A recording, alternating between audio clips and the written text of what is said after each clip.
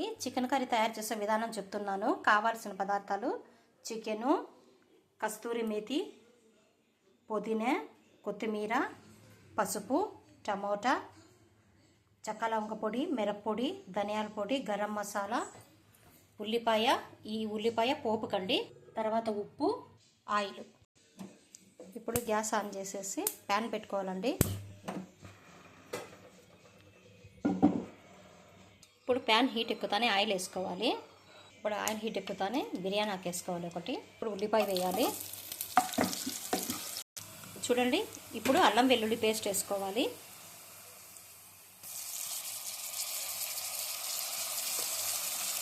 ఇది పచ్చివాసన పోయేంత వరకు వేపాలి.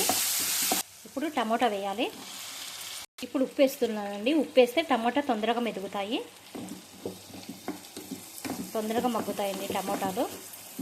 ఇప్పుడు మూత పెట్టి 2 నిమిషాలు మగ్గనివ్వాలి.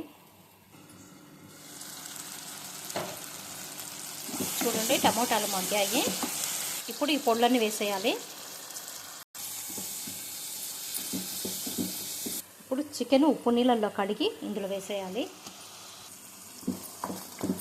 చూడండి, నీళ్ళు వేయాల్సిన పని లేదు. ఒక 5 నిమిషాలు ఇది మగ్గిందంటే నీళ్ళు వచ్చేస్తాయండి. ఇప్పుడు మూత పెట్టి ఒక 5 నిమిషాలు ఉడకనియాలి. చూడండి, మనం నీళ్ళు వేయలేదు కదా, ఎన్ని నీళ్ళు వచ్చాయో.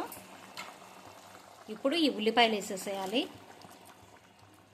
ఉల్లిపాయలు వేసి బాగా కలబెట్టాలి.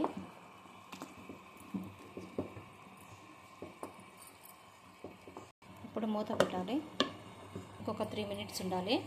ఇది మా పప్పీల కోసం చేస్తున్నానండి. అయిపోయిందండి.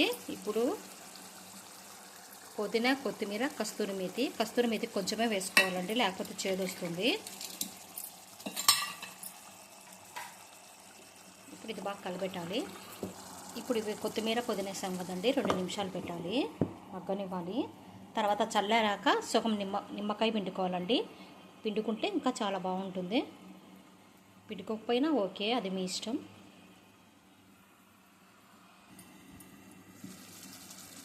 అంతేనండి, అయిపోయింది.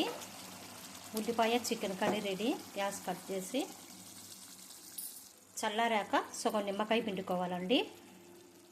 నచ్చితే లైక్ చేయండి, షేర్ చేయండి.